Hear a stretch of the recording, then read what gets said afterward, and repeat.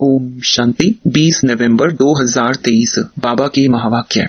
मीठे बच्चे, ever healthy ever wealthy बनने के लिए तुम अभी डायरेक्ट अपना तन मन धन इंश्योर करो। इस समय ही यह बेहद का इंश्योरेंस होता है। प्रश्न, आपस में एक दूसरे को कौन सी स्मृति दिलाते उन्नति को पाना है? उत्तर, एक दूसरे को स्मृति दिलाओ कि अब नाटक पूरा हुआ, वापस घर चलना है। अनेक बार यह पाठ बजाया, 84 जन्म पूरे किए, अब शरीर रूपी वस्त्र उतार घर चलेंगे। यही है तुम रूहानी सोशल वर्कर की सेवा। तुम रूहानी सोशल वर्कर सबको यही संदेश देते रहो कि देह सहित देह के सब संबंधों को भूल बाप और घर को याद करो। गीत छोड़ भी दे आकाश सिंहासन। ओम शांति। जहाँ गीता की पाठशालाएं होती हैं, वहाँ अवसर करके यही गीत गाते हैं। गीता सुनाने वाले पहले यह श्लोक गाते हैं। यह जानते तो नहीं है कि किसको बुलाते हैं। इस समय धर्म ग्लानी है, पहले है प्रार्थना, फिर वह रिस्पॉन्स करते हैं, आओ फिर से आकर गीता ज्ञान सुनाओ। क्योंकि पाप बहुत बढ़ गए हैं, वह फिर रिस्पॉन्स करते हैं कि हाँ, जबकि भारत के लोग पाप आत्मा दुखी बन जाते हैं, धर्म ग्लानि हो पड़ती है, तब मैं आता हूँ। स्वरूप बदलना पड़ता है जरूर, मनुष्य तन में ही आएंगे। रूप तो सब आत्माएं बदलती हैं। तुम आत्माएं असुल निराकारी हो, फिर यहाँ आकर साकारी बनती हो, मनुष्य कहलाती हो। अभी मनुष्य पाप आत्मा पतित है, तो मुझे भी अपना रूप रचना पड़ी। जैसे तुम निराकार से साकारी बने हो, मुझे भी बनना पड़ी। इस पतित दुनिया में तो श्री कृष्ण आ ना सके, वह तो है स्वर्ग का मालिक। समझते हैं श्री कृष्ण ने गीता सुनाई, परंतु श्री कृष्ण तो पतित दुनिया में हो ना सके। उनका नाम, रूप, देश, काल, एक्ट सब बिल्कुल अलग है। यह बाप बतलाते हैं। श्री कृष्ण को तो अपने माता पिता हैं, उसने माँ के गर्भ से अपना रूप रचा। मैं तो गर्भ में नहीं जाता, मुझे रथ तो जरूर चाहिए। मैं इनके बहुत जन्मों के अंत के जन्म में प्रवेश करता हूँ। पहला नंबर तो है श्री कृष्ण।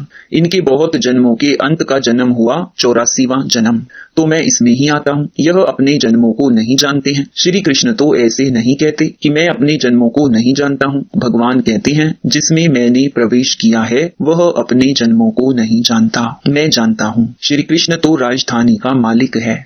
सतयुग में है सूर्यवंशी राज्य विष्णुपुरी। विष्णु कहा जाता है लक्ष्मी नारायण को। कहाँ भी भाषण होता है तो यह रिकॉर्ड काफी है, क्योंकि यह तो भारतवासी खुद गाते हैं। जब धर्म प्रहलोप हो जाए तब तो फिर से गीता सुनाऊं। वही धर्म फिर से स्थापन करना है। उस धर्म के कोई मनुष्य ही नहीं है, तो फिर गीता का ज्ञान कहाँ से निकला? बाप समझाते हैं, सत्युग त्रेता में कोई शास्त्र आदि होते नहीं।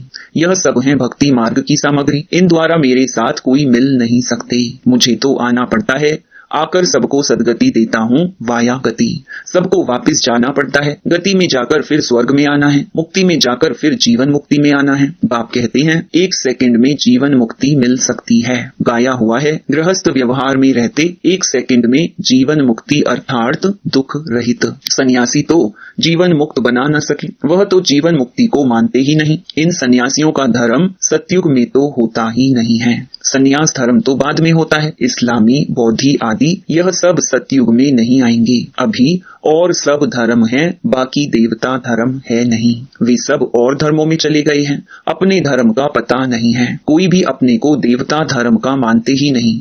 जय हिंद कहते हैं, भारत की जय, भारत की खै मना हार कब होती है ये थोड़े ही कोई जानते हैं। भारत की जय तब होती है जब राज्य भाग्य मिलता है, जब पुरानी दुनिया का विनाश होता है। क्षय करता है रावण, जय करते हैं राम। जय भारत कहेंगे, जय हिंद नहीं। अक्षर बदल दिया है। गीता के अक्षर अच्छे अच्छे हैं। ऊंच ते ऊंच है भगवान, कहते हैं मेरा कोई माता पिता नहीं है। मुझे अपना रूप आप ही बनाना पड़ता है। मैं इनमें प्रवेश करता हूँ। श्री कृष्ण को माता ने जन्म दिया, मैं तो क्रिएटर हूँ। ड्रामा अनुसार यह भक्ति मार्ग के लिए सब शास्त्र आदि बने हुए हैं। यह गीता, भागवत आदि सब देवता धर्म पर ही बनाए हुए हैं, जबकि बाप ने देवी देवता धर्म की स्थापना की है।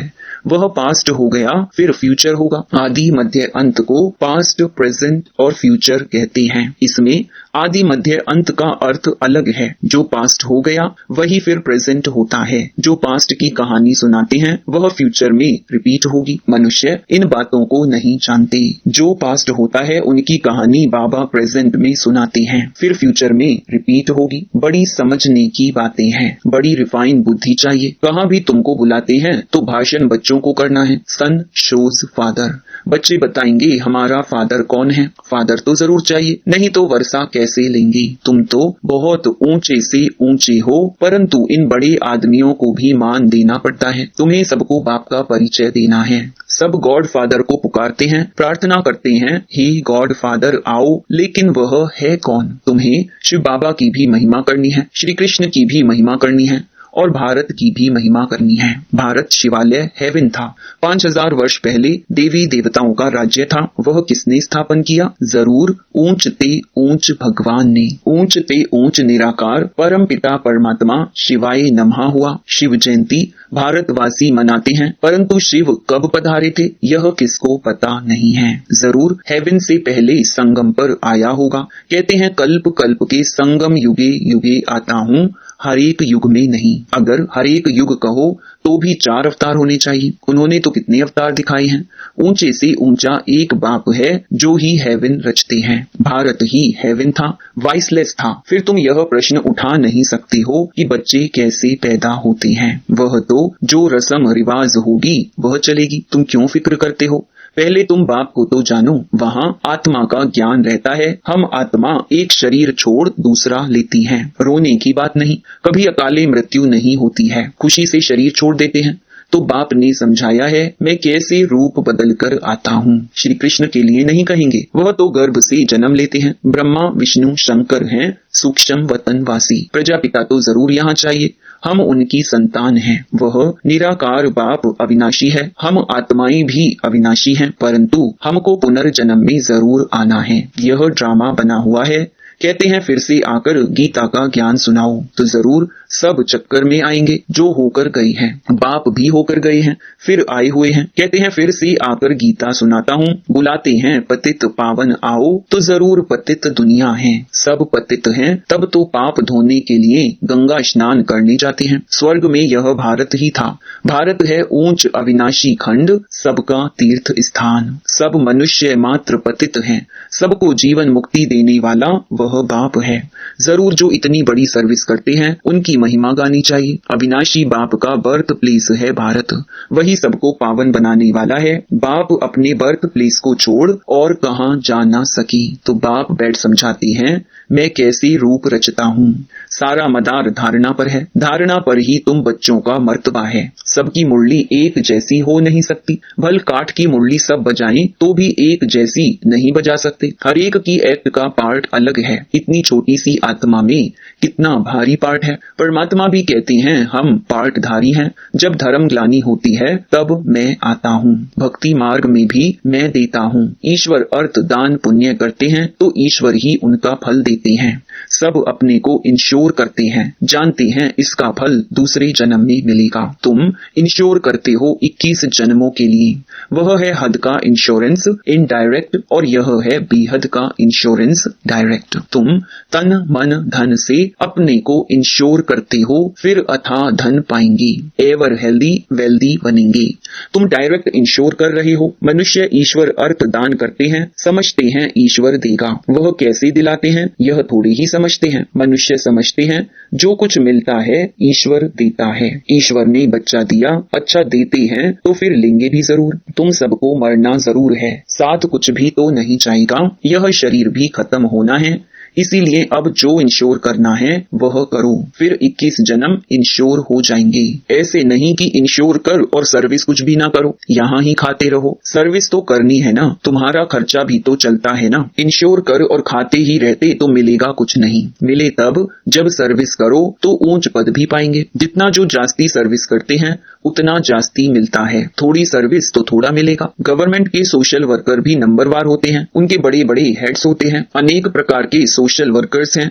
वह है जिस्मानी, तुम्हारी है रूहानी सर्विस। हर एक को तुम यात्री बनाते हो, यह है बाप के पास जाने की रूहानी यात्रा। बाप कहते हैं देह सहित देह के सब संबंधों को और गुरु गोसाई आदि को भी छोड़ो, माम एकम याद करो। परमपिता परमात्मा निराकार है, साकार रूप धारण कर समझाते हैं। कहते हैं मैं लोन लेता हूँ, प्रकृति का आधार लेता हूँ। तुम भी नंगे आए थे, अब फिर सबको वापस जाना है। सब धर्म वालों को कहते हैं मौत सामने खड़ा है, यादव कौरव खलास हो जाएंगे, बाकी पांडव फिर आकर राज्य करेंगे। यह गीता एपिसोड रिपीट हो रहा है। पुरानी दुनिया का विनाश होना है। 84 जन्म लेते लेते अब यह ओल्ड हो गया है। 84 जन्म पूरे हुए, नाटक पूरा हुआ, अब वापस जाना है। शरीर छोड़ घर जाते हैं, एक दो को यही स्मृति दिलाते हैं अभी वापस जाना है। अनेक बार यह पार्ट बजाया है 84 जन्मों का। यह नाटक अनादि बना हुआ है। जो जो जिस धर्म वाले हैं उनको अपने सेक्शन में जाना है। जो देवी देवता धर्म